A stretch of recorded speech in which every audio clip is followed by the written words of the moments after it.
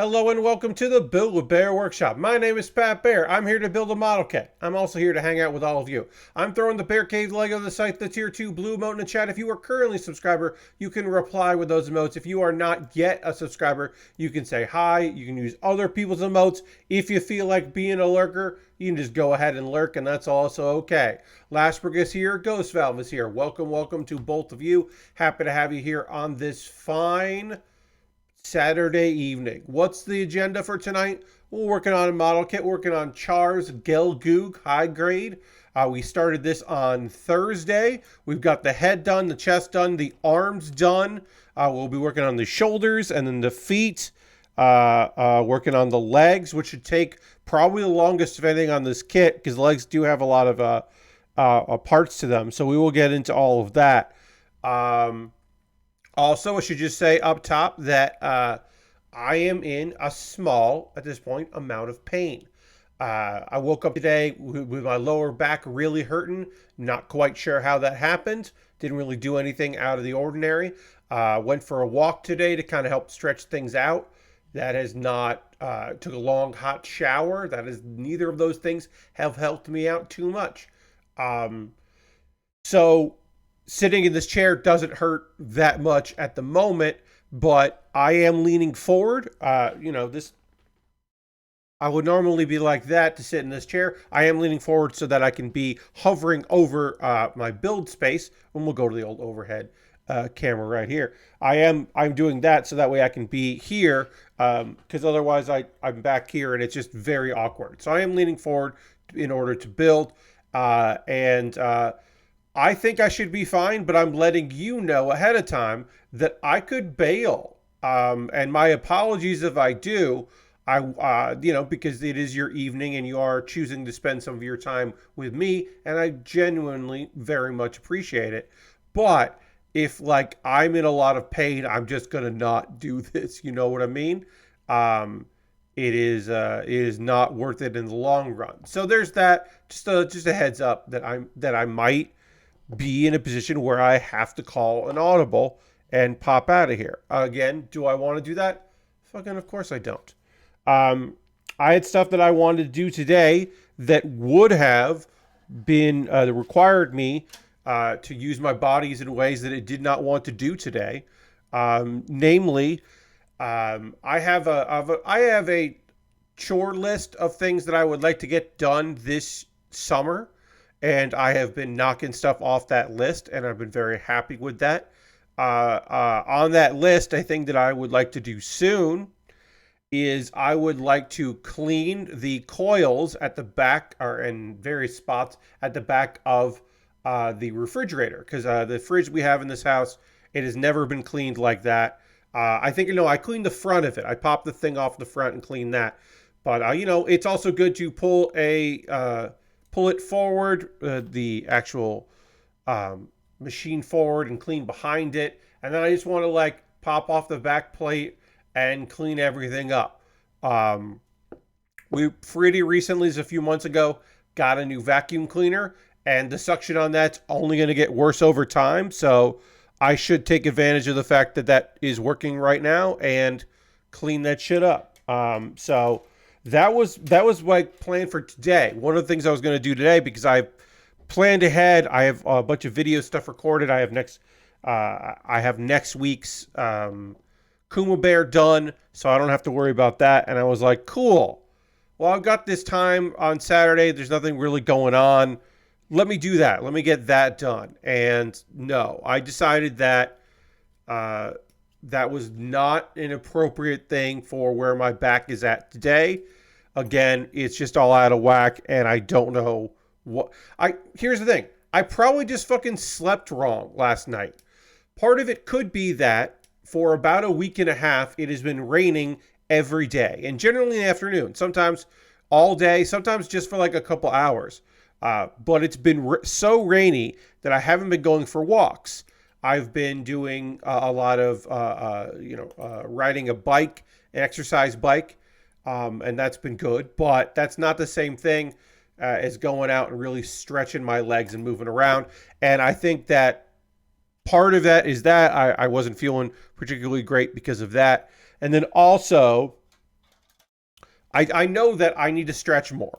There are things that I know that I need to do as a 44-year-old that I have not done as much as I could, and I need to be better about that. And part of that is, okay, well, I've got to like stretch more. I'm drinking more water than I ever have in my life. That's a big thing.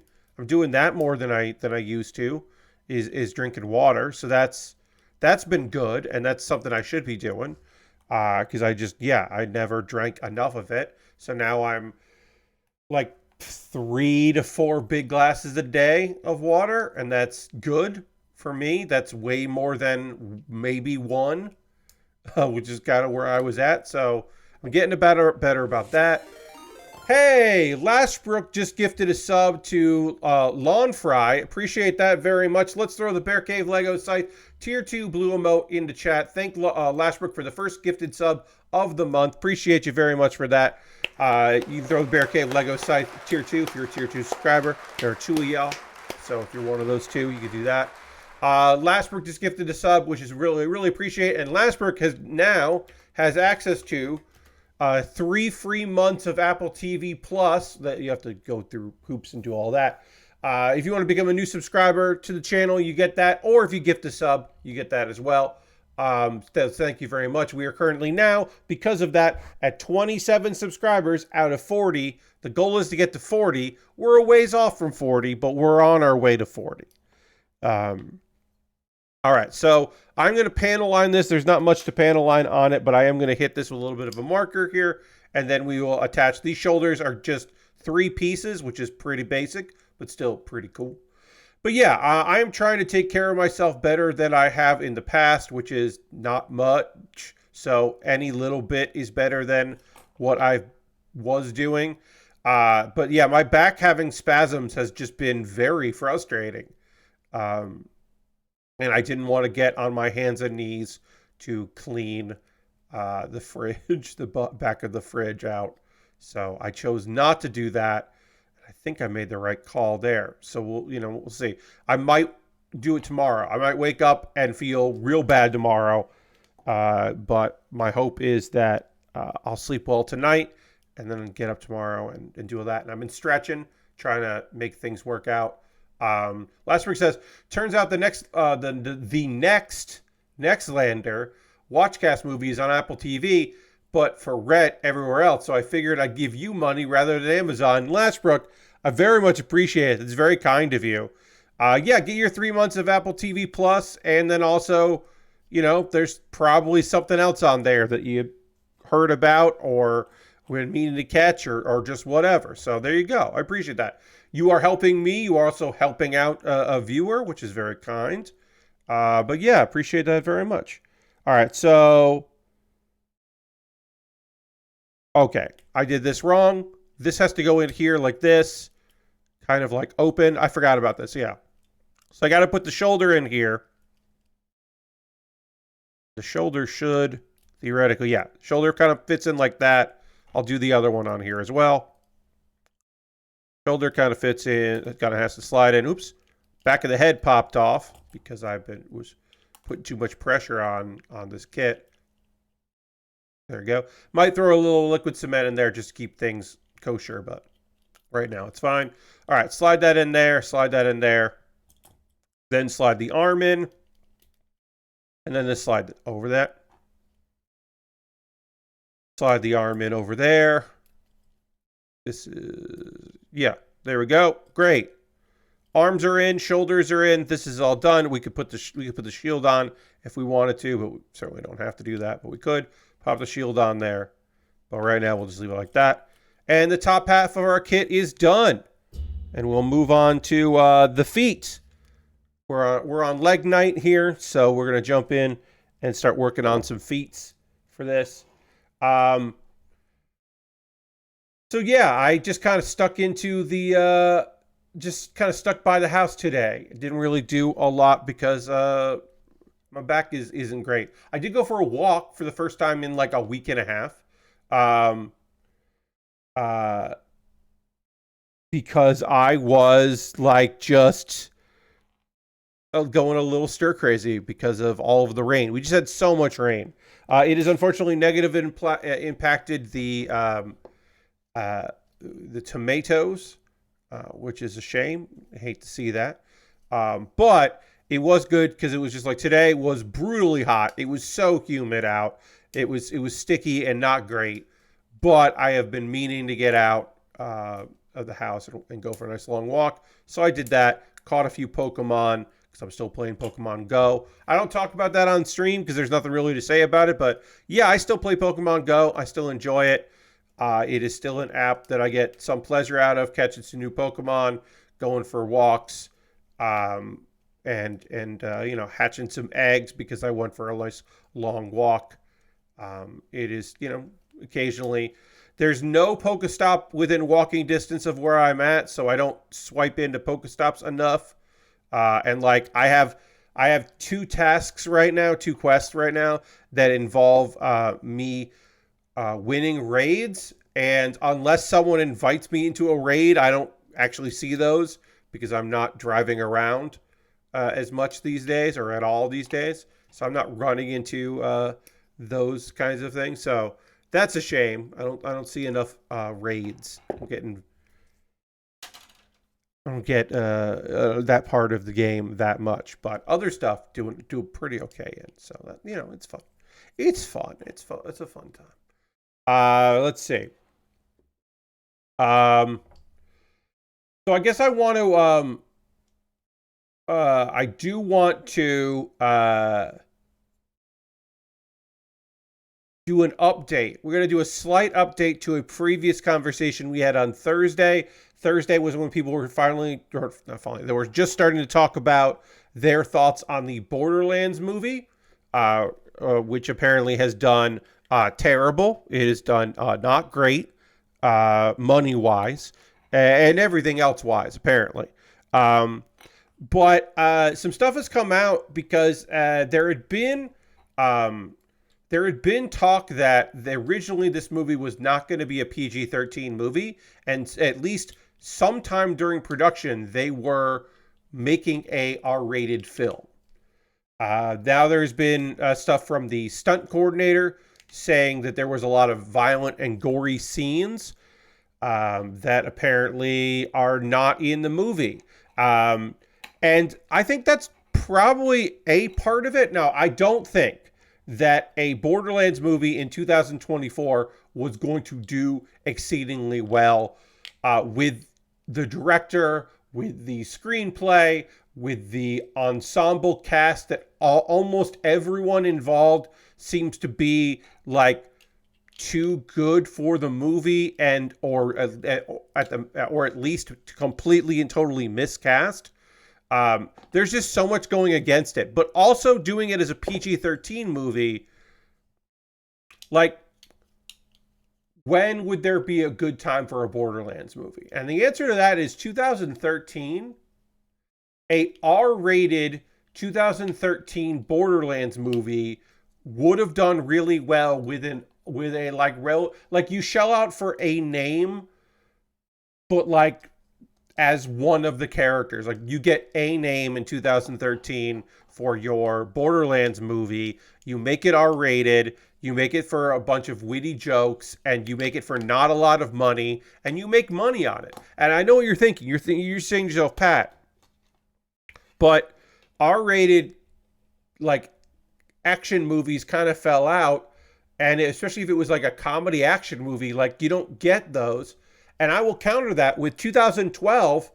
Two of the biggest movies of the year were action-y comedy movies, either comedic action or action comedy.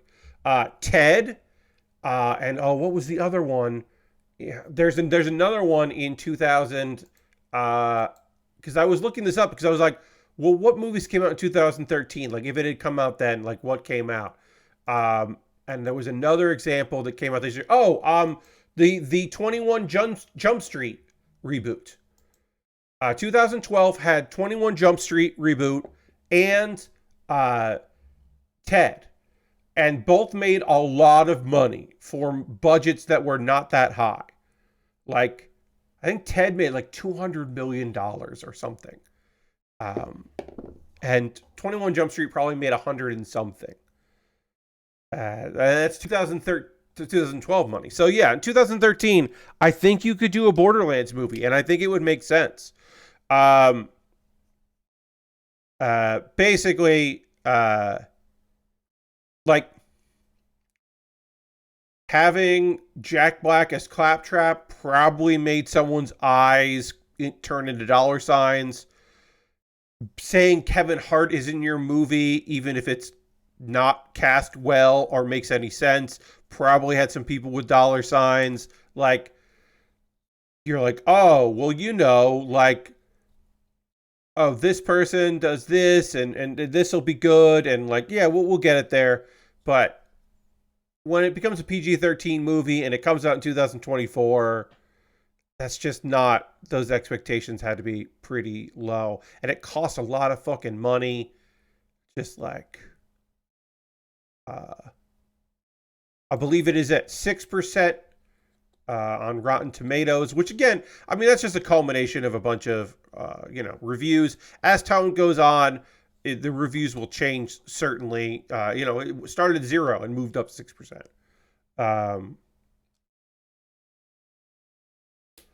But also, I guess it is important to think about, like, why would you hire Eli Roth? You could just end the question there. But if I'm going to be fair, why would you hire Eli Roth to make a PG-13 movie? Like, why would you do that? And the answer is you didn't. You just, at some point, decided you'd make more money that way. But yeah, so Jimmy O.D. Said that the movie was being shot for R rating. But apparently that didn't translate, didn't keep going.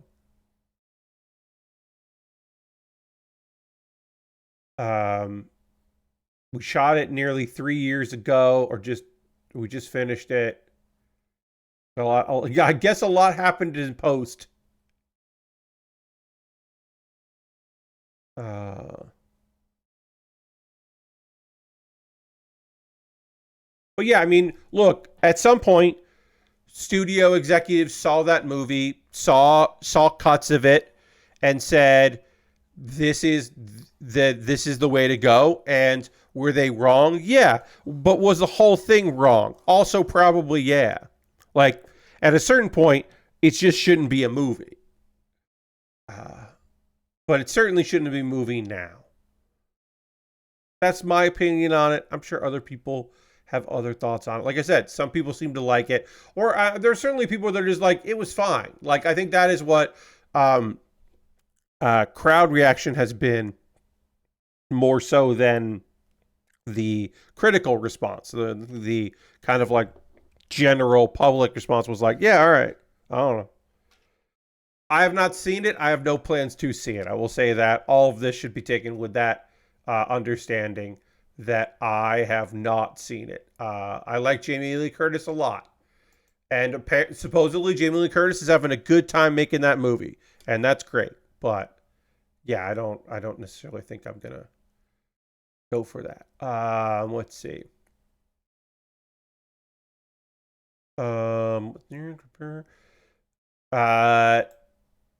QuakeCon is happening, and there were some Doom announcements. And it's, speaking of, hey, it's 2024. It's 2024. QuakeCon is still a thing, and also there are announcements about Doom, and so we'll talk about that because that's just a fun thing. That's fun. Lashbrook says, I've never really cared for stunt casting, and I think it's only gotten worse as I've gotten older. It definitely took me a real long time to check out that latest TMNT movie. Yeah, I mean, look, stunt casting is a thing that has existed for a very long time. There are solid, great actors who will do jobs that others would find beneath them. And sometimes they phone it in, and sometimes they don't phone it in. I want to say that if you want a really good acting performance in a dog shit video game movie, you should not watch Was it? Oh God, a Dungeon Siege Tale. There, in the name of the king, a Dungeon Siege Tale. I couldn't remember the full title. Look, you should absolutely not watch that movie. But if you are watching that movie, you can enjoy the fact that Ray Liotta is fucking trying. Ray Liotta is like, I would like my scenes in this movie to be good. So there's something to be said for a great actor in a shit role in a shit movie. So like I said, Jamie Lee Curtis apparently having a good time making that movie, happy to do it. You know, something for her kids. Like, sure, okay, but like that doesn't make it better to me because like that's still gonna make she's still great in a bad movie. You know, it's like I'm still not gonna see it because I don't want to. But that happens again. Let's talk about some Doom announcements here. Let's see.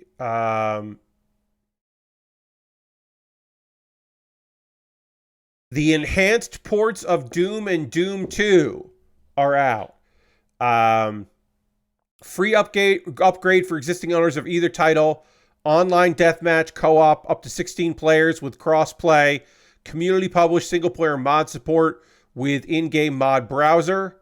That's cool as hell. That's on Xbox, PlayStation, PC, and Switch. And apparently it is different than the previously released port from 2019 because it is on a new engine, which is a retro-focused engine. The Kex engine, which is from Night Dive, which apparently Dark Forces remaster was on. People were real high on. Apparently, you can get to up to 120 frames, and it works on Steam Deck. So that's cool shit. That's some cool, fun, weird stuff. I need 16 D16. Okay. Also, the Doom and Doom 2 includes id vaults, which is concept art and stuff. There is a new map, a new episode called Legacy of Rust. Machine Games worked on it, apparently. And there's some new monsters and some new guns in there. So if you already owned Bethesda's ports, so if you already owned specifically the Bethesda ports of Doom or Doom 2 on a console or on the PC, you get this. And apparently, if you have like Doom on PS5 or Doom 2 on Xbox, you get this upgrade and you get all this stuff.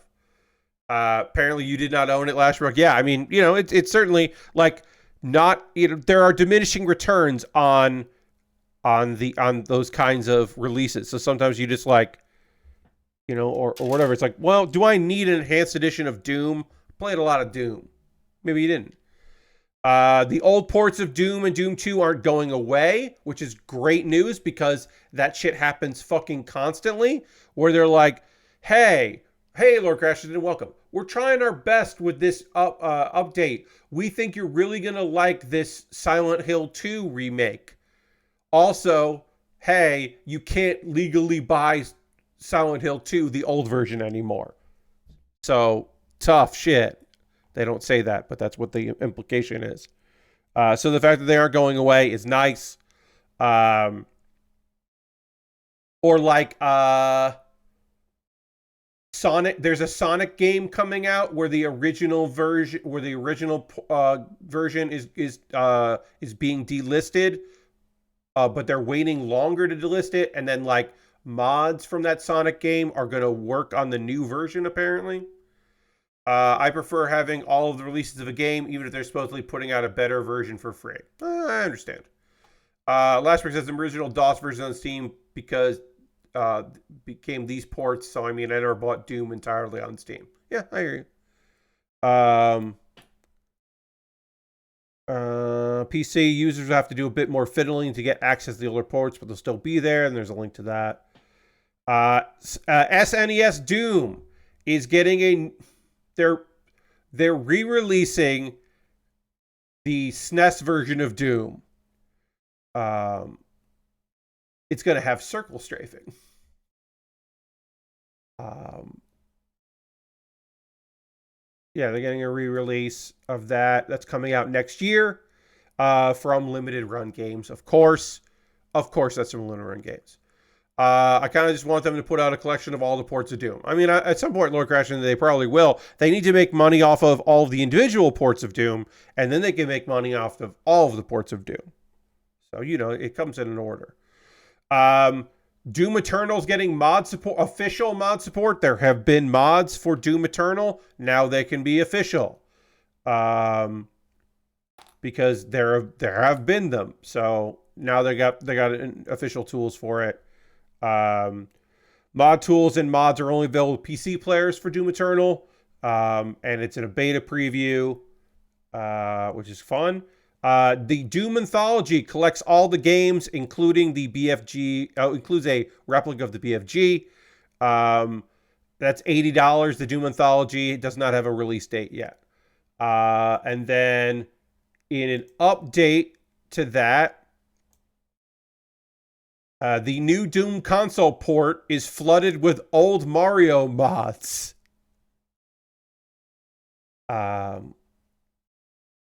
The newest official port of Doom and Doom 2. So this is an update to the story I was just saying.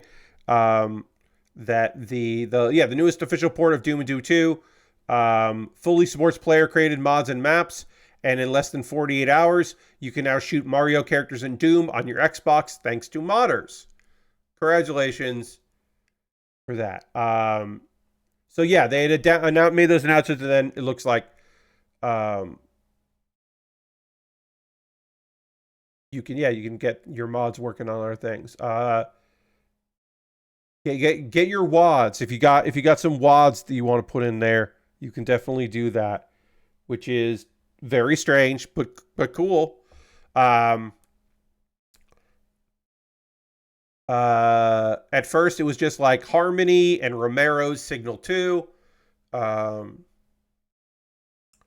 Yes, Slash. Also, that did happen. Yes. Someone has uploaded a working version of Imp Encounter, which ends with the Doom guy having sex. One of the controversial maps created by map created by one of the Columbine shooters, of course. Yes. Various versions of nuts.wad, Super Mario Brothers mods, certainly. And yeah, that's there. And apparently there's a Simpsons one, which I do remember playing as well. And then, yes, it is assumed that these will not be up forever, that the ones that are copyright poor will get taken down. But who knows how fast they'll be to do that. But they certainly, some of these mods will just be in a constant cycle of being re-uploaded. But it is fun that they work on consoles.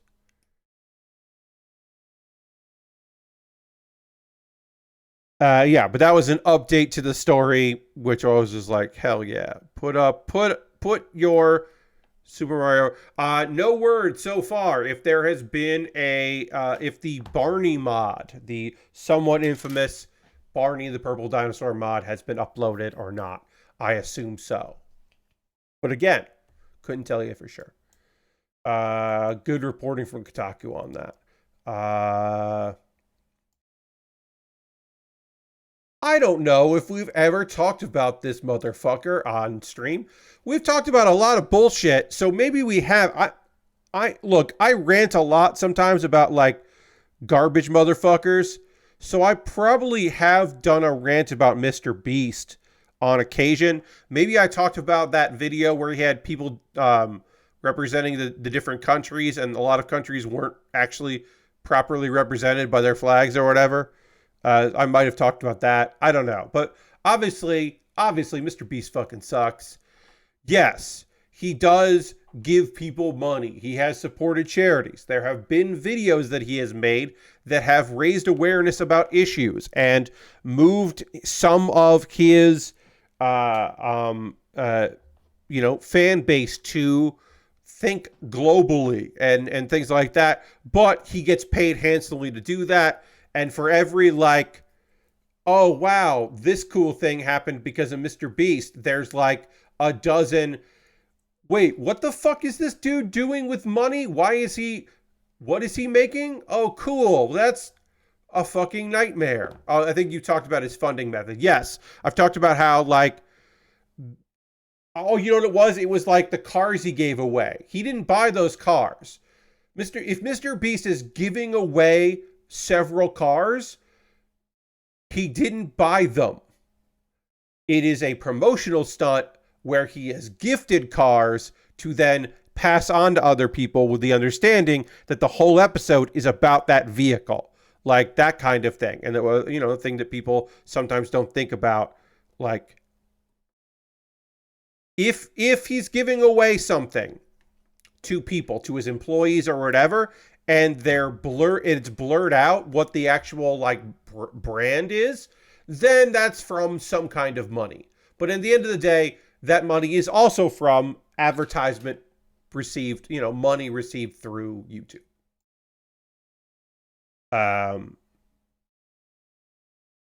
There have been consistently there have been talks about the stunts that are done, the damage done to his employees, the mistreatment of said people, all of that stuff. Like, certainly the conversation continues to happen with that. I need to figure out. Oh, I need a polycap. That information continues to come out. Right now, Mr. Beast is in damage control mode here. Let's see. According to hey, this is fun. The Associated Press got an internal memo that apparently, to appease not outsiders, to appease his employees, he sent out a message saying, "Hey, we're going to have a full assessment of the empire. We're going to figure out what's going on here. We're going to do a full investigation of this," which is just like, of what? Who's doing that? So the quote says, "As your leader," which is, can we just say, that might be technically true, but that's a fucking weird thing to say. Just say your boss, head of the company, CEO. As your leader, I take responsibility, and I am committed to continue to improve and evolve my leadership style. I recognize that I also need to create a culture that makes all our employees feel safe and allows them to do their best work. So that tells me that at some point, Mr. Beast hired some people which to make sure that statements like this, which, yes, you have to assume anytime you're sending a message, you have to assume it leaks out. But this was not a press release. This was an internal thing. But clearly, somebody at some point wrote this and said, "Hey, here's draft 3 of the statement that we're making," to get feedback. Apparently, this assessment includes hiring a chief human resource officer, because Mr. Beast Industries apparently doesn't have a human resource department, which of course fucking makes sense. Like, why would he? Why would you do that willingly? Why? But yeah, apparently not a HR department there. Let's see. As well as an investigation into recent claims that contestants on his new game show were mistreated during filming. This was the Amazon Prime reality game show, and apparently people were not properly fed or provided with medical care after injuries happened on the show, which checks out and makes sense to me.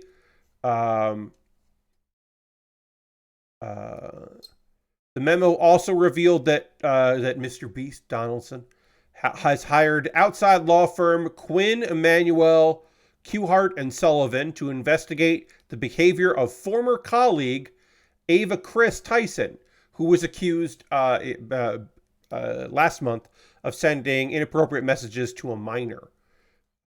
And he called that behavior unacceptable when the two of them agreed to part ways. So now he's basically like, I got a law firm to investigate what's going on there.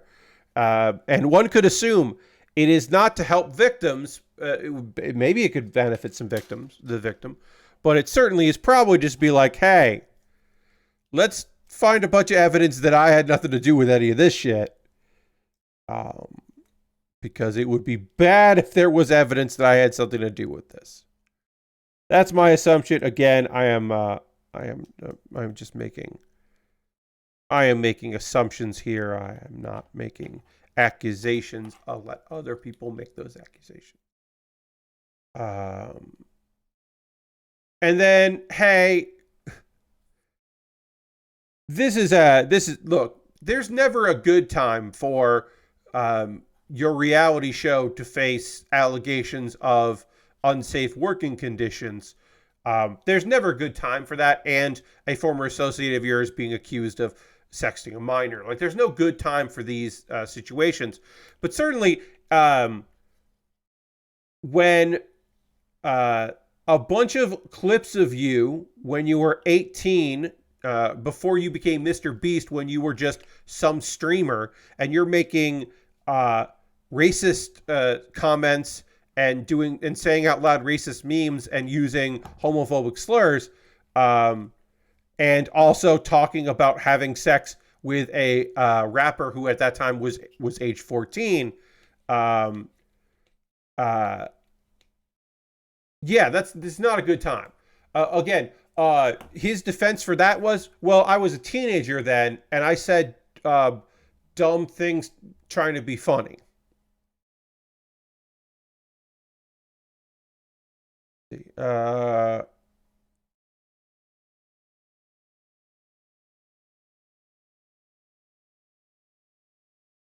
And as always, this article on Kotaku ends with his own words, which was from a 2023 podcast, which people love to throw back in his face because it's very funny that he said this. But in 2023, he said, people shouldn't be like me. I don't have a life. I don't have a personality. And what he was trying to say was, people shouldn't try to replicate my success on YouTube because I don't have anything and I don't have anything going on. And I don't know if he meant personality. He must have meant social life. I don't have a life. I don't have like whatever. But it is incredibly, like, it's one of those things where, like, I think it was to like be like a moment of Mr. Beast being possibly earnest or honest about like his life, and maybe being a little condescending about himself, a little self-deprecating, I should say. Not condescending, a little self-deprecating. But it is that thing where you're just like, yeah, man. Yeah.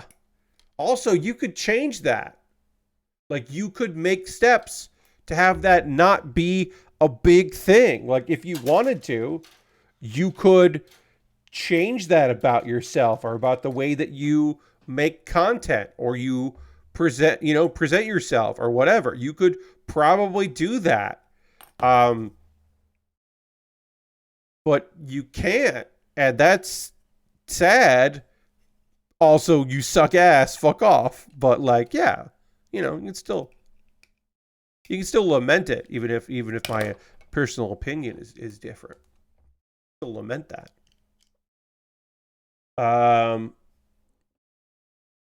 Okay.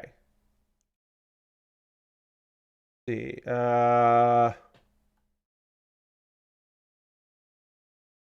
Remedy basically is looking to obviously they've done really well with Alan Wake 2, and DLC has done well for them. But they are looking at the another Control spinoff. They're looking to try to make a multiplayer game Control spin, which is weird.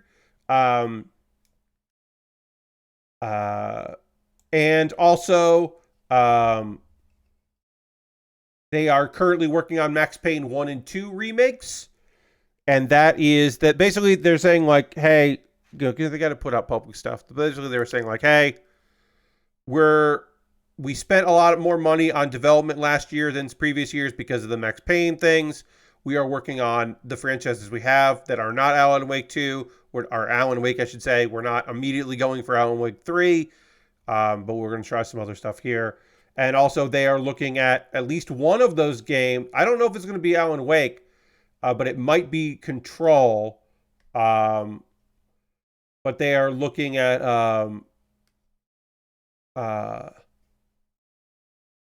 codename Condor.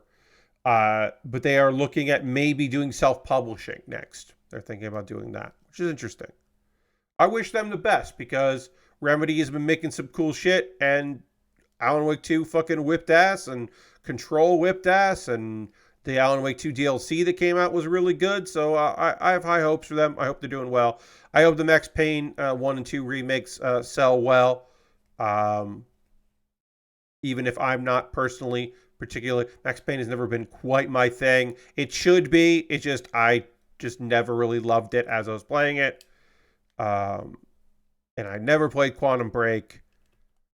I thought about maybe playing a heavily modded version of that, but have not gotten in there.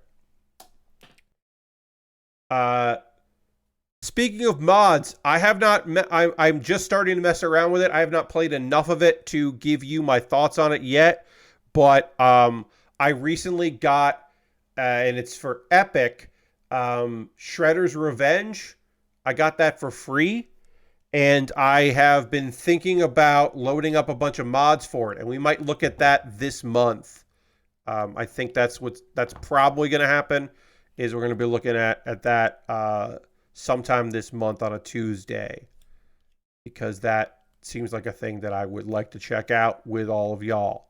I think that would be fun. We've done like we did heavily modded Persona 4.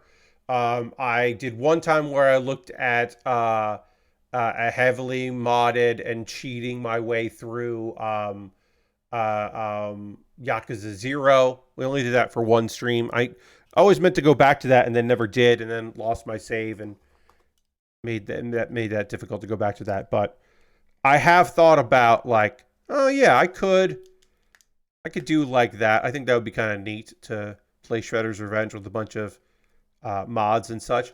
Most of the honestly, let's be real. Most of the mods are cosmetic, change things, make it look more like this. Put the opening song to be the cartoon, season 2 cartoon version, which is the one everyone actually thinks of. They don't think of the first season's cartoon theme because it slightly changes. They think of the second one. You just like stuff like that. Like, there have been thoughts of like, oh, like people like I have thought about like that. Like, that's what most of the mods are. Also, there's a bunch of mods that like change how April looks. Like, there's a lot of that, as you would expect from the modding scene. And there's some cheat mods as well. So they're certainly out there. I have considered jumping in on that because as I look for things I can do on stream that don't cost money on a Tuesday.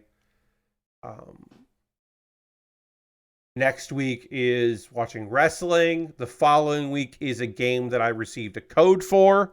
We'll be checking out, so that's fun.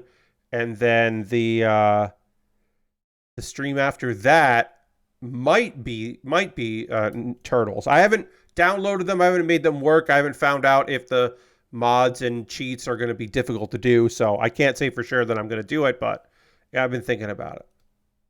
It's on an agenda of mine. Let's see. Any other news things or things here? Looking at gamedeveloper.com for some news stuff. Doesn't look like it since we can give this update here.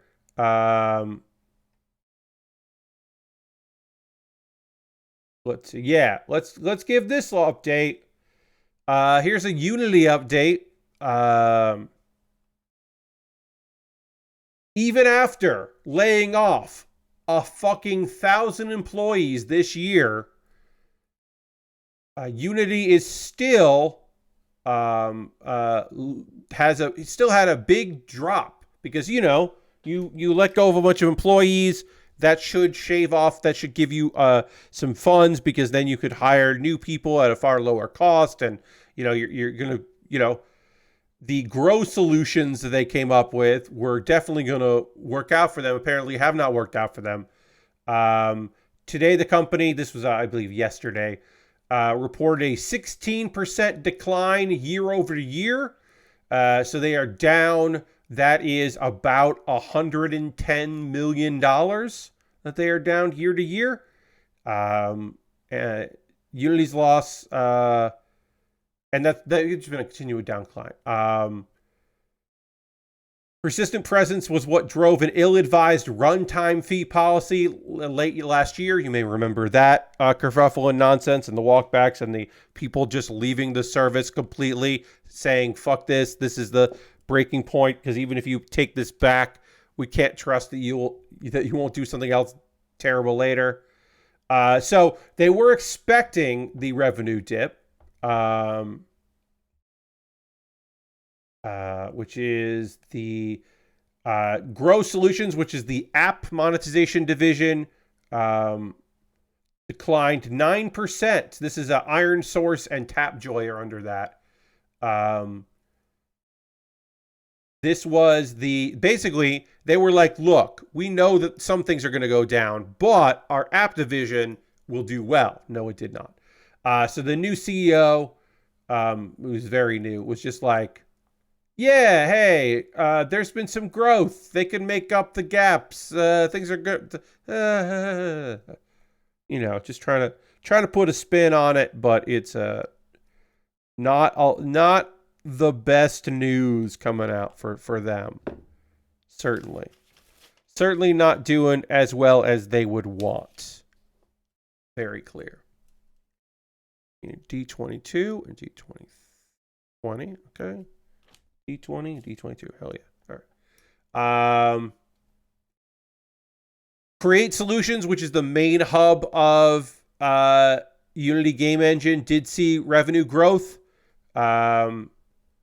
They did 4% year over year. So they did a 4% growth, which is still way lower than they wanted, but understandable. The fact that the main game division grew at all is generally a testament, just like, even with people leaving, there are other people who want to do well. And then the way they changed some of their services, they were pretty much guaranteed to make some money off of the people that stuck around for sure. Okay, so why is this not lining up right? Did I do this wrong? Is this the wrong piece? This might be the wrong piece. So I got to now see here. Was that supposed to be this one? Yep, this is the wrong one. This is, I believe, on the waist of the kit. So got the wrong piece out. It happens. It does happen. I am not perfect. I, on occasion, screw up. And the nice thing is that that's not a big screw up. That's just like, oh yeah, I grabbed the wrong piece. Great. Now I put the right piece on there and we're good.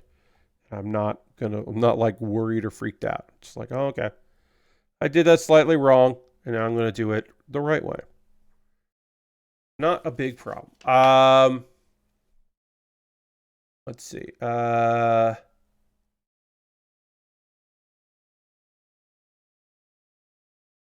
about it. I don't know if there's any.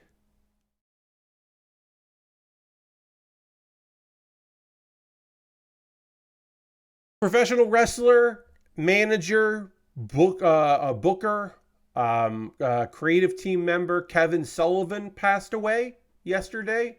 There was a very nice tribute to him on SmackDown, WWE's programming, and then a little like banner message thing about him on AEW Rampage.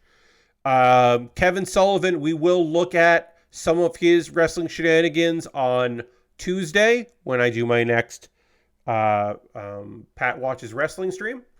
We will see a match of him in All Japan, and I'm currently curating and looking for some promos of his.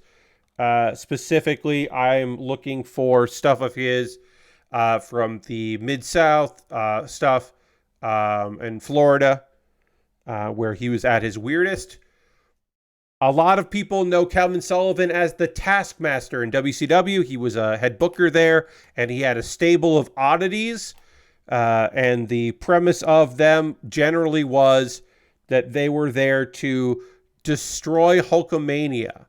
They were just trying to destroy. They weren't trying to kill Hulk Hogan, but they were trying to destroy the image and the good memories people have of Hulkamania, and trying to destroy the mystique of Hulk Hogan. And then people may remember him, which we won't go too into on, but people may remember Kevin Sullivan as being in a feud with in WCW with Chris Benoit, where storyline became reality. And again, I won't get too far into details, but the gist of that was, in storyline, people knew that in reality and in storyline, Nancy, aka Woman, that was the name that she used as a manager, Kevin Sullivan was married to Woman. Woman was the valet for Chris Benoit. And in storyline, the two of them began to have an affair. And that led to matches and all this, and a blood feud between the two men. In reality, Nancy and Chris had a fucking affair. And just, it was one of those things where, like, it was a storyline until it was reality. And then it was a storyline and reality at the same time. It was very bad. It was not great. It is only... At the time, anyway, it was only overshadowed by the fact that, yes, Vash, it was a work into a shoot. It is a bit overlooked at the time. In hindsight, with all of the events, the real-life, tragic, unbelievably cruel and terrible events that happened, it is looked at again with further scrutiny. At the time, it was like kind of sickly, sadly funny that Kevin Sullivan booked his own divorce, is what people said, which was accurate. He pitched a storyline that his real life wife would have an affair in character, a character affair with a wrestler, and then they had an affair. And it is, at the time, was a bit overlooked because also another woman in that same crew had an affair that became a real relationship. But not really a real relationship. Deborah McMichaels was married to Steve Mongo McMichael. They got divorced. She left WCW with Jeff Jarrett. In storyline, they were an item. In reality, they weren't. But that was the storyline. She eventually would marry Steve Austin in real life, and they were. I do not believe they were ever together on camera. I'm fairly confident they weren't, but they did. They were married. I believe that was his second wife. His first wife was not in the business. His current wife, not in the business.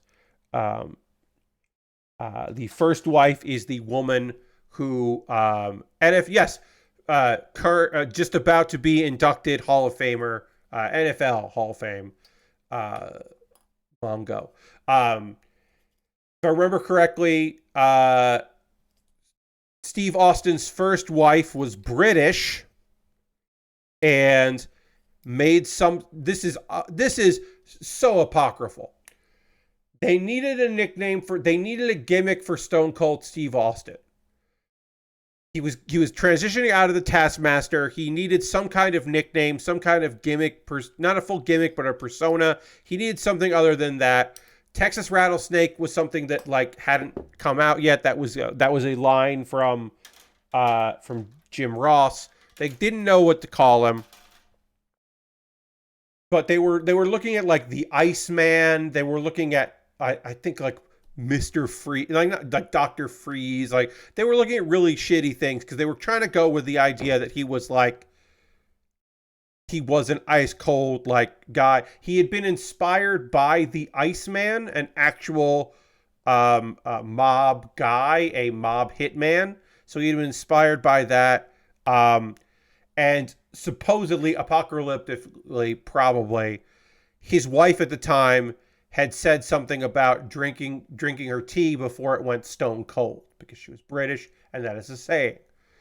And him thinking Stone Cold Steve Austin sounded pretty fucking cool, which he's right. It did sound pretty fucking cool. Again, that could be apocryphal. It could have been a name someone else said. It could have been a story that, it could have been he came up with it, and then his wife was like, "Oh, I'm always saying Stone Cold," and he'd be like, "Oh, that's must be where I got it from."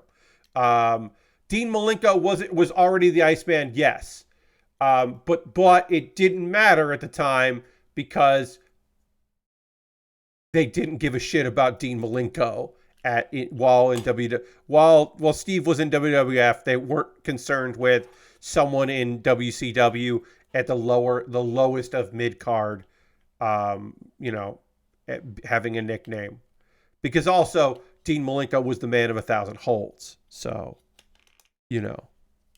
that was already the nickname that people had for him. Oops, I put this together, forgot a piece here. This should be easy enough to rock back and forth. I already did. And then just open it up without breaking anything. I can do that. Always a little afraid there, but yes, I had missed a piece. And I would put that together.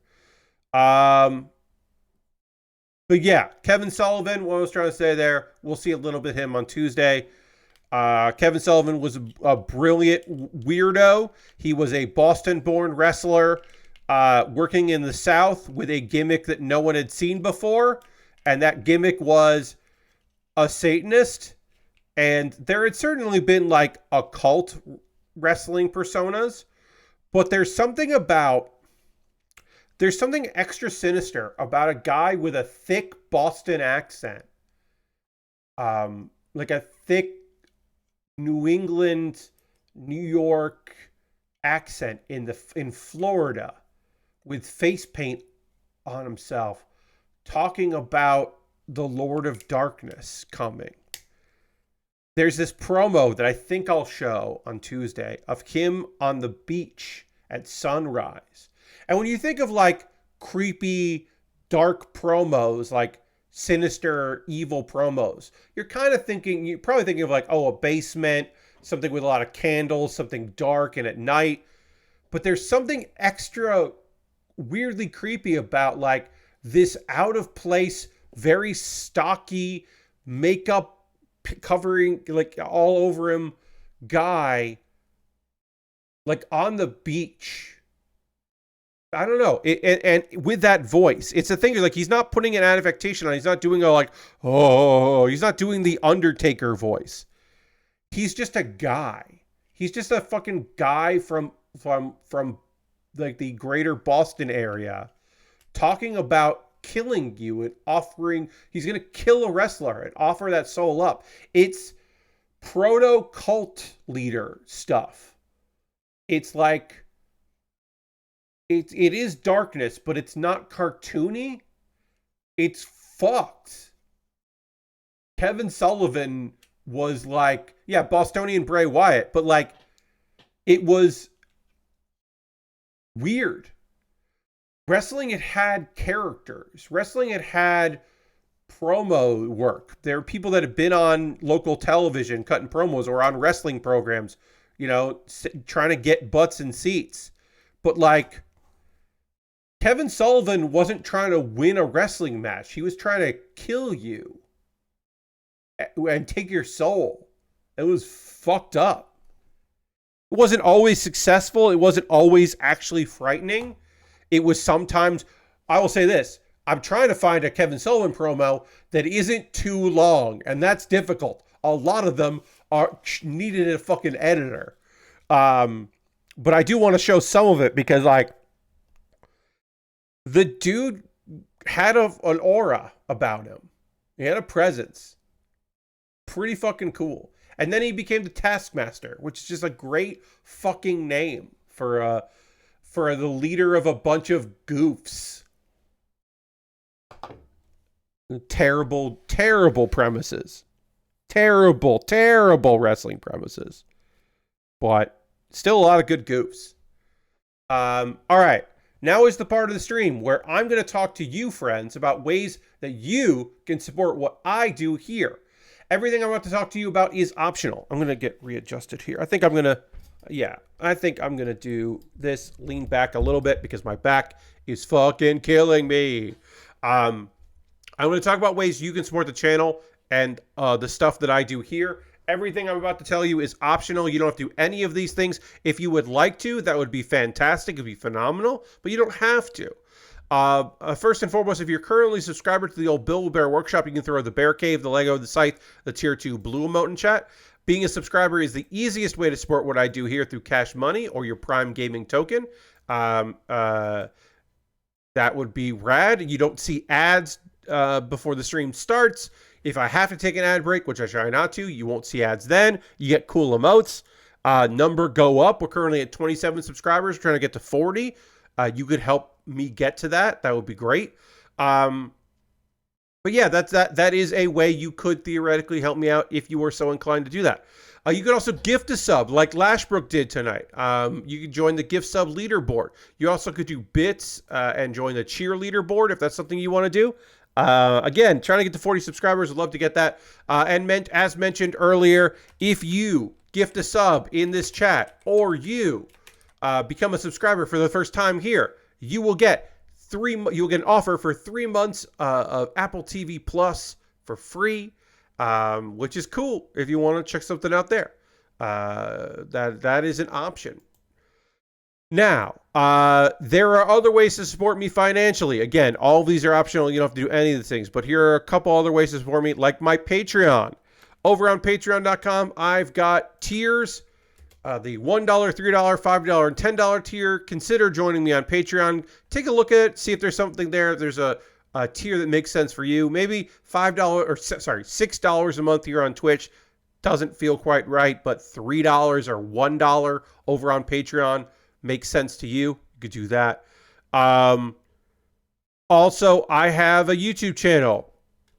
I'm one of the lucky few that has a YouTube. I got a YouTube channel, youtube.com/PatBear. I post videos there all the time. Check it out. See if there's some videos you want to watch over there. That'd be great. If you want to support me via YouTube, you can go over, and become a member there. There is a membership over there for $2 a month. You get my Wednesday videos a day early, so you get them on Tuesday. I have an ongoing video series every Wednesday. I've mentioned that before. So if you want to see that, you could. Looks like my AdSense got updated, which is great. Looking to see how that did. Yeah, all right, nice. Nice, I made like $4 last month on YouTube, which is nice. Obviously, that's not a lot of money, but it's more than I make sub months on YouTube. So that's pretty rad. But yeah, you want to go over there, you can do that. I just hadn't looked at AdSense since last month, so I want to check that. Those are monthly ways to support me. There's also a one-time if you want to just tip, like a tip jar kind of thing. If you want to support the channel through my Ko-Fi or my PayPal, you can do that. Excuse me. And everything I make through direct donations, through YouTube, which includes AdSense, so watching my videos helps me out, through Patreon and through Twitch, all goes into a fund, and out of that fund, I buy model kits. The kit I am currently working on right now that you are watching me build, Char's Gelgoog, high grade. I am building that because of your generosity. I was able to pick up that kit past you, helping out current me, which is great. I'm loving that. Let's see. So if you want to support me with that, you can. And any of those ways on a monthly basis, that'd be wild. I do know what I'm building next. I'm building the Reborns Gundam from Gundam 00. That was bought off my Amazon wish list. Thank you, Ann. You're watching the VOD. I appreciate you, Ann. So if you would also like to buy something for me to build on my wish list, you could do that. We'll go and take a quick look at that over there, over on Amazon. I have inexpensive kits, expensive kits, some Legos, some model kits, all kinds of different things on there. A bunch of different things that I'd be happy to build. It looks like a couple things dropped in price. I'll have to reorganize. And a couple things went up in price, so I got to go through and put that in order. I didn't do that today. But yeah, I got a bunch of things, a lot in the $20 or into $30 mark. But yeah, if you want to see me build something, you could pick that up. And I will be happy to put it together for a stream. I recently added another Lego space kit. This is the Explorer rover and alien life. They find aliens, but it's it's a cool 6-wheeled vehicle for the space theme, part of the space anniversary. So it's part of Lego City, but it is about space. It's got real big tires. I just thought it looked neat. And they find some aliens, and that's cool. But yeah, that kit is on my wish list, recently added. That looks very fun. I would like to build that. And it's on sale right now. So yeah, see if there's something there you'd like to see me put together. And you can buy that off there. My alternative to YouTube, or sorry, not to YouTube. My alternative to Amazon, because it's nice to have alternatives, is Throne. You could buy something from my Throne wish list if you wanted to. And then the most convoluted way to support me financially is to go to USA Gundam Store. You buy a gift card at USA Gundam Store. You get a gift card code in your email. Then you send me a whisper on Twitch or a DM, a private message on Blue Sky or Mastodon or Twitter. Yeah, Twitter, X. You can send me that if you wanted to. I don't think you can message me on YouTube. I don't think. Maybe you can. But yeah, send me a message and then I will, with the gift card code, then I will buy something from USA Gundam Store with your gift card code. That's a way to support me if you wanted to. That's the most convoluted way. If you want to support me without spending any money, if you haven't already, hey, you're invited to my Discord. I post build photos at the end of every stream. People post stuff they're working on. The Discord is cool and it's full of great people, and we'd love to have you there on the Discord. Couple video links for you to check out. Pat Bear's Anime Club, my ongoing video series. If you missed the video that I put up this week, it is my recommendations for this season. We're obviously not done with the current anime season, but this is like several weeks in. Here's what I am enjoying. 4 shows to recommend of a variety of different types. And then Kuma Baer, my weekly anime recommendation series. I do have some stuff a thing to mention about that. If you missed it, please watch it. It is about Non Biori. This video has done surprisingly well. I am very pleased with the reception to that, because sometimes when I have done shorts on YouTube with a Japanese name in the subject, it has not always gone well. But I'm still going to do them if it's an anime I want to talk about, because I am not trying to chase trends on YouTube. I am trying to make stuff that I think is cool, and hopefully people will find it. I will say it is my most disliked video on a short there. It is at 75%. It's gotten a lot of likes, but it's at 75% likes versus dislikes, which means that some people have disliked it. But that's okay, because almost 500 people have looked at it, which is awesome. It is currently somehow, despite only being out for a couple days, it is my second most viewed short from this year's project. And the one that has more views than that is, let's see, what was it? Oh yeah, K-On! K-On! Somehow has like 600 views, which is awesome. Unexpected. All right, we're going to get back to model kit building here. I'm going to lean forward again, and we'll keep working on this kit. I'm going to panel line this while I talk about some anime, and then we are going to build the waist for this kit so that we can put it all together, which will be the final steps of this kit. And then we'll finish this thing up. I thought we might finish this up today, but I wasn't 100% sure. But it does indeed seem like we will, because all we have left is the waist, which does require, and the side skirts, which does require some effort. It's not like we're going to be like done in a second, but we're on the home stretch of this pretty fun kit. Now, we're also going to talk about 2 anime shows that I've been watching. Before we get into the anime, and back to model kit building, we're going to do some panel lining. I need to dramatically transition back to the overhead shot. And I need to drink some water because I'm in need of water. So we'll do both right now.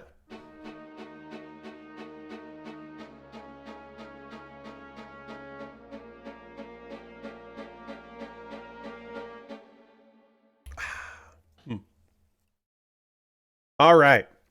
I got to start drinking water during the stream, not just at that one break.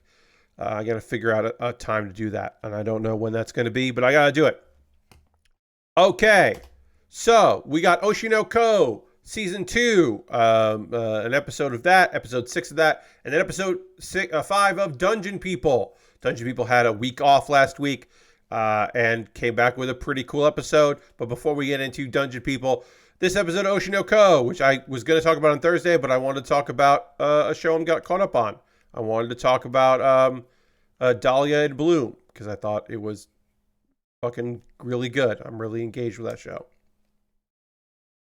So, Oshi no Ko, episode 6 of season 2.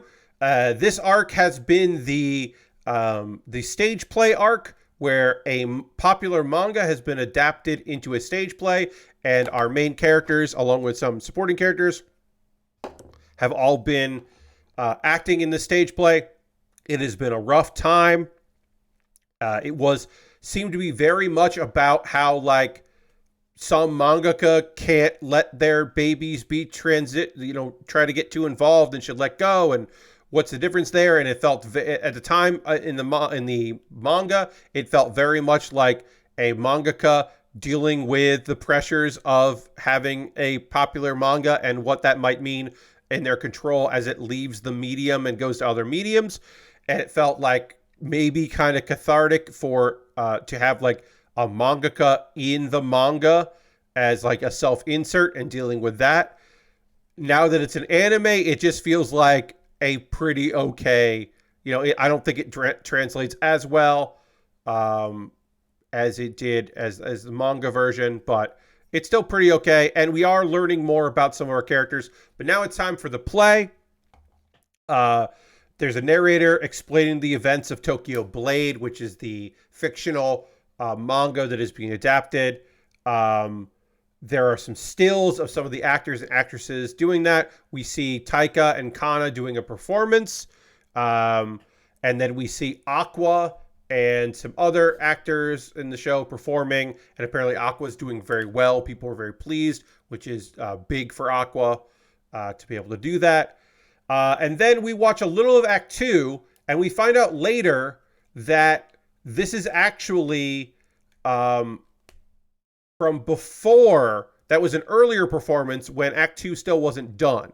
So that's why it didn't quite look as right, and things were a little off, and some of the characters weren't quite right, was because it was an early draft of it. Let's see. We have some people taking a break and talking to each other. There's some minor stuff going on here. Talking about bringing characters to life. Unsure of why some of the people were making it work. Why, especially trying to figure out why the actor Melt is involved in this production. Just confused about that. But apparently it was personal reasons. And that they're trying to push Melt to be a better actor. And then we go to the present timeline, and we see Melt and Komashita performing together after the previous version. And apparently Melt has come a long way. And apparently there's a big critic, Yoriko, who's been a big critic of Melt, is watching. And we get, so it's one of those things where it's just like, Melt is a person that we like kind of knew from season 1 and a little bit from season 2. We're now like for whatever reason, now is the time to be like, okay, let's do a flashback with Melt about being a popular kid and things going well, and how like, um, and then like apparently Melt is doing better, but it's still not the same kind of aura the character has in present day. The character from the manga, like it's not the strongest performance, and other people might be doing a better job bringing their characters to life from the manga. And, you know, Melt is doing better, but people are still having issues with Melt's performance. This is one of those things where, like, in the same way that, in a different way, from Aqua being a child actor because Aqua was just an adult in a child's body, Melt was just a popular person that on goodwill and strong vibes succeeded, and that is not necessarily translating now in this play and this performance. And apparently Kamoshida is also feeling that like maybe because Melt isn't really stepping up, that I need to like hold back and like meet them at that level, which is really annoying to him. And then we see a bunch of other scenes of Melt trying some stuff out. And apparently people are not psyched about Melt's performance. This is a Melt-focused episode where it looked like maybe this is going to be more about Aqua, but don't worry, Aqua's still around. We have another flashback with Aqua and Melt talking. And basically Aqua's just like, look, if you don't think you can nail all of it, you should focus on like having like one outstanding scene. Like put your all into like one scene, because that will be things that like people will forget the other stuff if they remember the best part. And Aqua like gives motivation and some like some ideas of like where he can go with it, which is interesting. That Aqua has this like, so Melt basically like Melt makes the decision like through Aqua's like persuasion that like, okay, I'm not going to be able to nail all of this, but what if I have like one really good performance out of all of it, and then people will think about that one performance and it will overshadow the other stuff that I did. And yeah, people seemed pretty psyched about that performance there.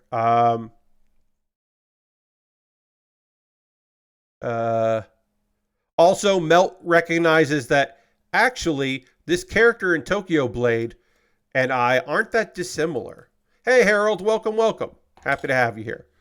And then in the present, Melt gives us all in this one scene. People are psyched about it. And everyone's like really excited about how he did, including Kamoshida, who's like, oh, good job. Is this Aqua a Barbie girl in a Barbie world? No, Harold. Aqua. How do I say this? It ends with Aqua and Melt having some fun. No, Aqua is a young Aqua, the character Aqua from the anime Oshi no Ko, is a young man who is trying to make it in the wild world of young adult entertainment, trying to be an idol and an actor and do all that.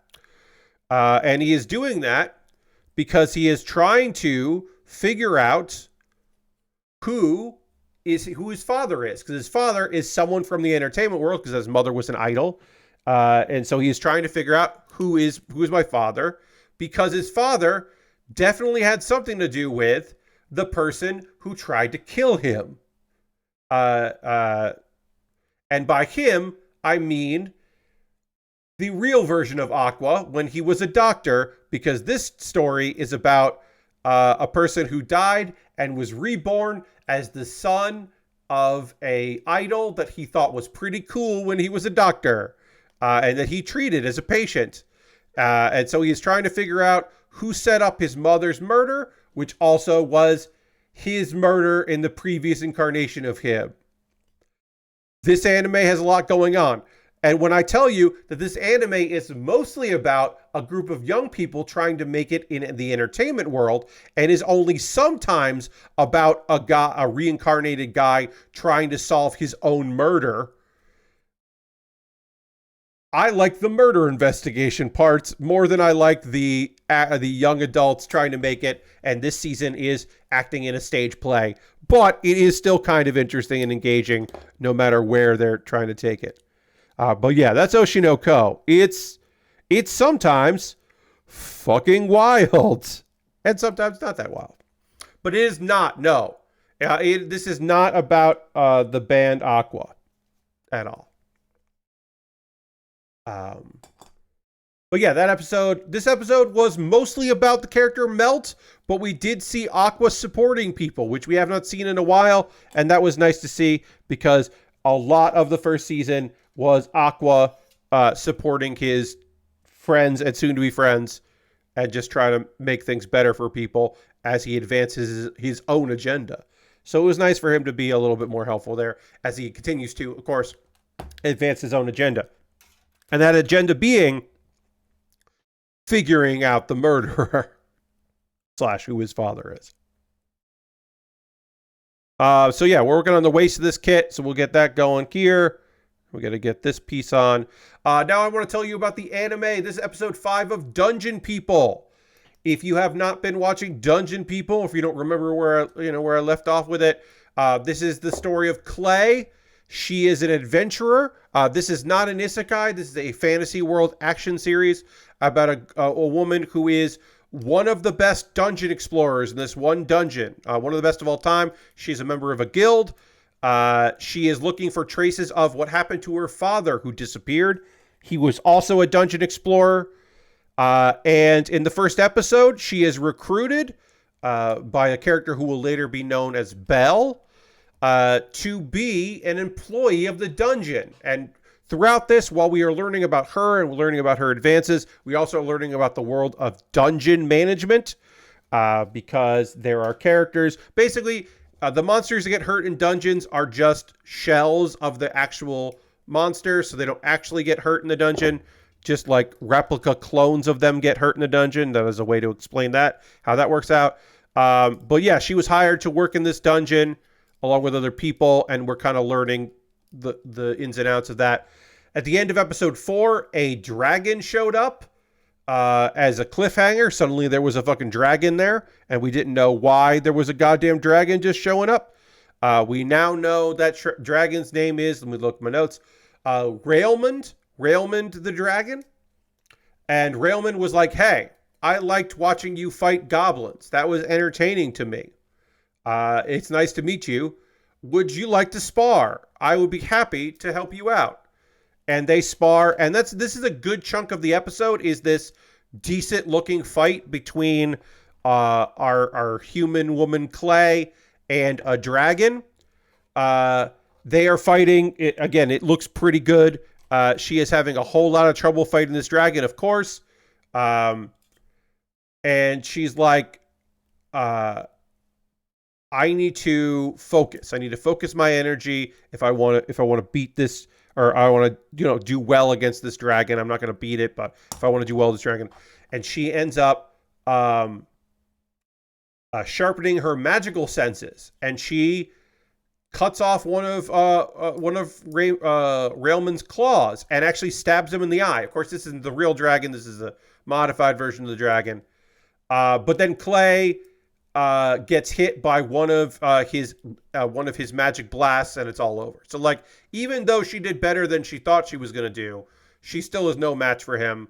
But that leaves her being like, all right, I got to sharpen my skills. I got to do better. And Railmond is like, hey, that was pretty good. Clay in that fight does lose an arm, which again is not life-threatening, not permanent. It was just a hard-fought battle, but she didn't die in that fight, and the arm is not gone forever. So she and Belle talk a little bit, and Clay is just like, all right, I want to improve my speed and accuracy of like that. I got to train. I know what I need to do. I would like to be better at this stuff. So she has a goal in mind, which is always nice to have a goal. Belle wants Clay to do a bunch of new jobs so she can learn a lot on the job about the place. And Clay is just like, yeah, this is interesting. Like, my only job has ever been what the guild wants me to do. So yeah, I don't have a lot of experience with a lot of this stuff. But Belle has not figured out exactly what department Clay is going to be in, what Clay's actual job is going to be. She's still like in the training phase, kind of learning things there. So Belle wants Clay to just learn a bunch of different jobs. And then let's see. Later in the episode, this is kind of the second half of the episode. We run into Rangard again, and Rangard wants to know if Clay would like to learn about making equipment, which Clay very much would like to learn about that because that seems cool. And also, that's a magic she doesn't know a lot about, so she's up for that. And so Rangard kind of explains it and talks about like the mining operations and why the golems do the mining work. And then has her try to make some daggers. And Clay is just like, hey, did you make a dagger from the 10th floor? He's like, oh yeah, I made all those daggers. Then they have some tea and they talk about Rangard, the golem, and Belle. But basically, Clay is convinced that Rangard made like a drop that she really loves and like really worked well with. So that's kind of fun. Then we find out that Belle hasn't always been the administrator of the dungeon. There was someone before her, her predecessor, who was really dedicated to the job, but also really passionate about the job. And Rangard wishes that Belle was a little bit more like him. But it does end with him saying that, like, hey, I'm psyched that Belle recruited you because one of the things I can't fix is that Belle is very lonely. So I'm glad you're around because it's working out for everybody. Which is nice. A nice little moment in there. Not a thing that I had considered that maybe that character was lonely because it just hadn't come up. Clay kind of like takes what she's learned there and kind of compares like what she knows about Belle and Belle's master versus her relationship with her dad, because at the end of the day, that was an important relationship to her. Of course, in this anime, that is a thing that comes up quite often, is their relationship. The episode kind of ends with Clay asks Belle, like, what do you think of Rangard? And Belle is just like, oh, that's family to me. Rangard is family to me. And Clay is like, you should ask Rangard how he feels about you. And she's just like, oh yeah, I've done that before. And then it ends with a quick cutaway flashback to Rangard hitting Belle in the head for, I guess, asking, like, how do you feel about me? And then he responded by hitting her in the head. This is a quick little gag just to kind of end the episode. So if you were looking for more action, this episode definitely had some action with the fight. I thought it was really cool looking. This is not the most gorgeous anime out this season, but it does have its moments, and I thought those moments were real. This fight was really strong. It's probably the strongest fight since like the Minotaur fight in the first episode, I guess. I want to panel line these before I put them on because they'll be annoying to do after. So I'm just gonna hit this real quick here, and this kit is almost done.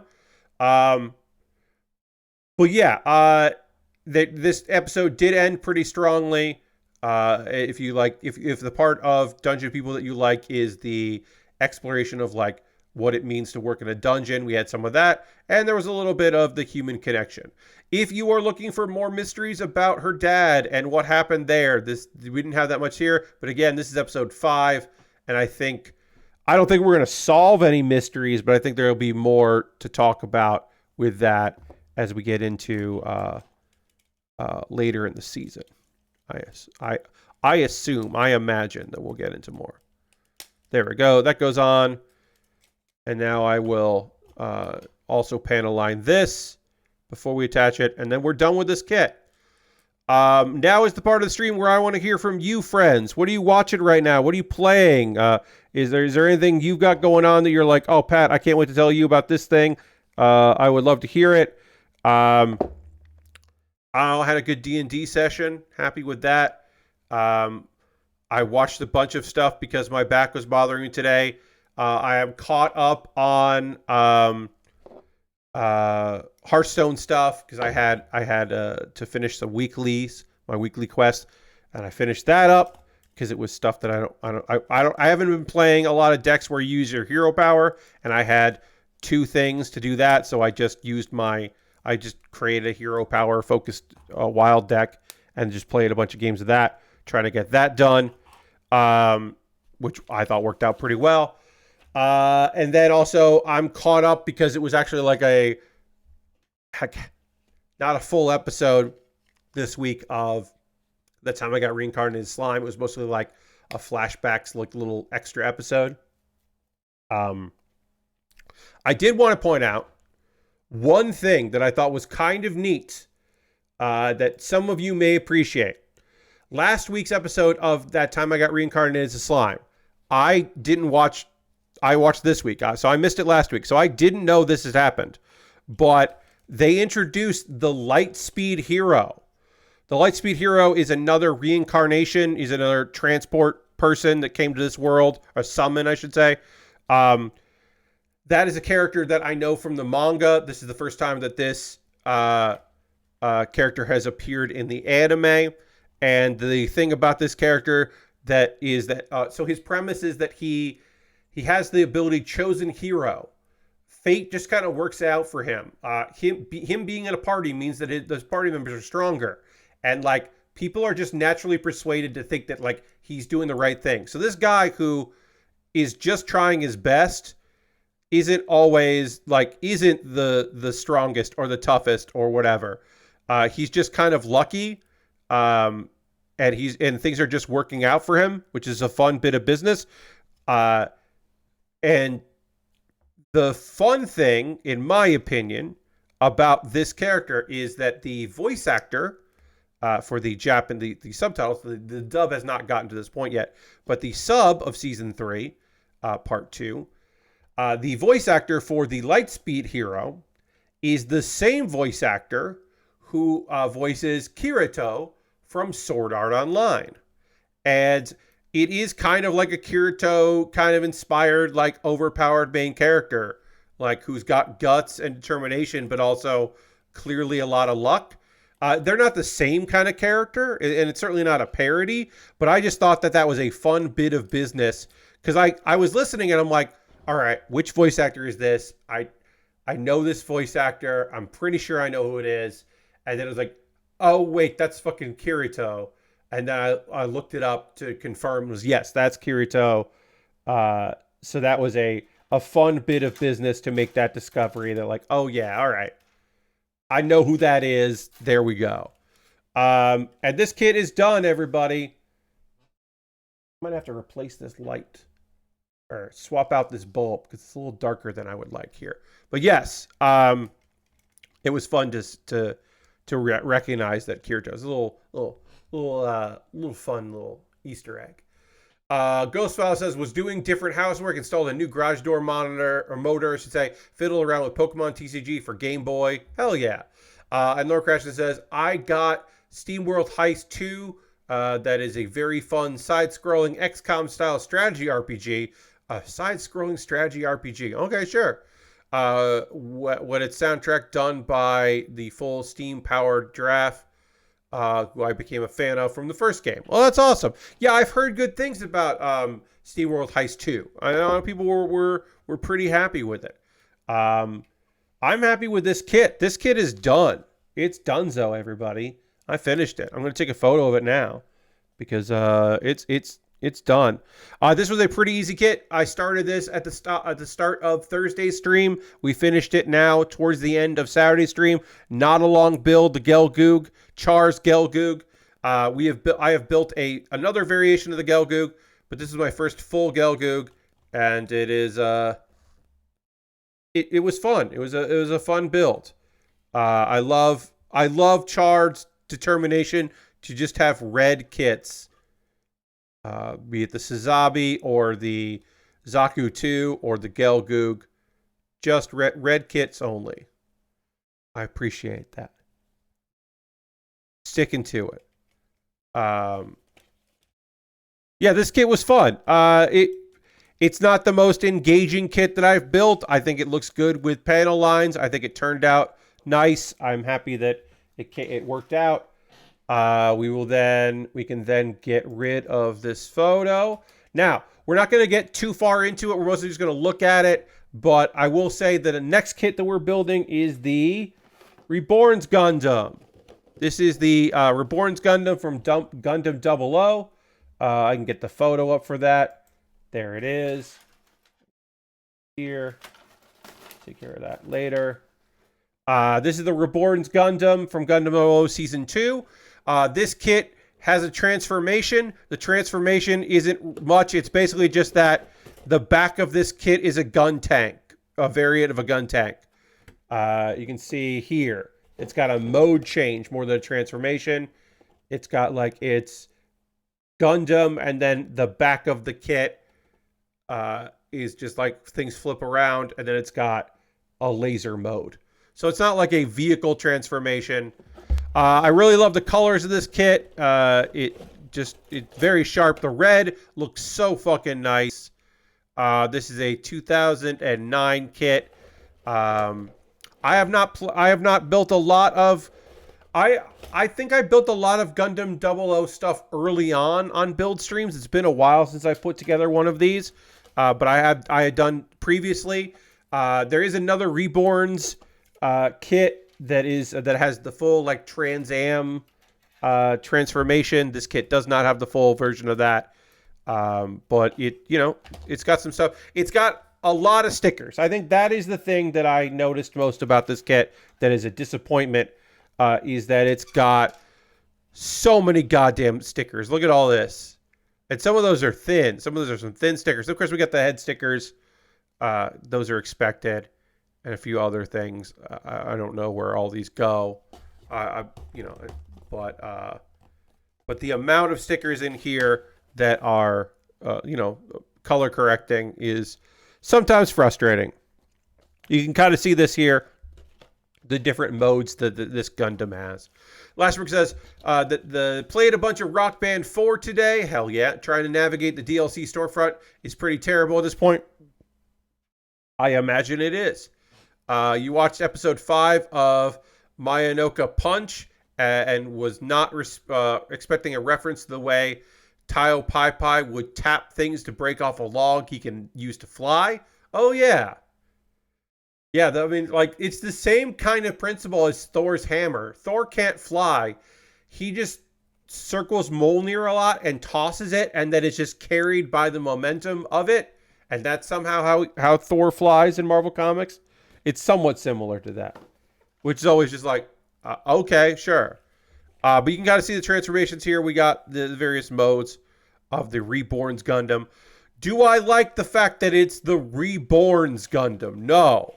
I wish it was the Reborn Gundam. I kind of fucking hate that it's Reborns with an S. It's the Reborn's Gundam. Again, this is a kit from 2009, but it is typical. Start with the chest. Build all the chest stuff. Jump to the weapons. Again, a weird thing where it's like, hey, build the chest. Now build the gun. Build the head. Now build the gun. It's very similar to our last build in build order. It just seems very strange to build a gun before you built the arms. But then build the arms, and then build the legs. And we don't have to go in order per se. We could do whatever we want to do. Makes it sound like it's related to the Reborn anime. Yeah, no, it is. This is a Gundam 00 Gundam. From the second season of 00. And yeah, then there's a mode change. So we'll put this thing together, do all that, and then the color pages come in about how to build this thing and then how to transform it into its other mode. which is just like a guns mode and different colors on the armor, which is still cool. It's still neat. It's a neat kit. I look forward to it, and we'll get started on that kit on Monday.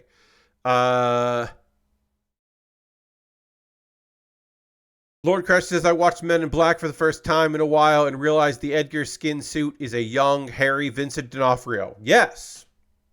Yes, it is. That is Vincent D'Onofrio. Yep. You are correct. So we're going to get started on this next kit on Monday because I am actually going to wrap up a little earlier than normal. It's Rekka says his best performance. My apologies that I'm going to wrap things up a little earlier than I normally would. But I'm going to lean back. Okay, so if I sit like this, my lower back does not bother me. I haven't had spasms during the stream because you would know that I would have spasms because I would have been shaking a bit. I am going to take, because it's been all day, I'm going to take a little bit more Tylenol, Advil. I think I'm going to take some Advil. And I am going to, I'm going to wrap up the stream and watch some wrestling and just kind of chill out. I could just kind of start and do a little bit of the Chest of the Reborn, but we might as well just start that on Monday. My apologies for wrapping up a little bit earlier than normal, but again, I am just in some amount of pain right now, and I would love to be in less of that. It would be neat if I was not in as much pain as I am. So my apologies. The leaning forward for this long just was a bit too much. But we are going to raid. That is how we end every stream around here. We're going to go find someone doing cool stuff. I do expect Monday. I won't have any problems because, I'll have tomorrow to I'll have a good night's sleep tonight, laying on my back. I will sleep well, or lay on my stomach, depending on what's more comfortable. I will sleep well. Tomorrow I'll be able to do a lot of stretching. Monday I'll be able to do a lot of stretching, and I'll figure it all out. So let's see who we're gonna raid tonight. Who's doing stuff? Well, there's a person that we often raid. So we'll see what they're doing. How long has this person been streaming? That's too many hours. Come on, what are you doing? That's so many hours. Let's see. Who can we raid? Who is doing stuff on a Saturday night that we want to go hang out with? My friend Liz. We often raid Liz on a Saturday. Liz is doing an RPG night playing Defender of the Polyverse.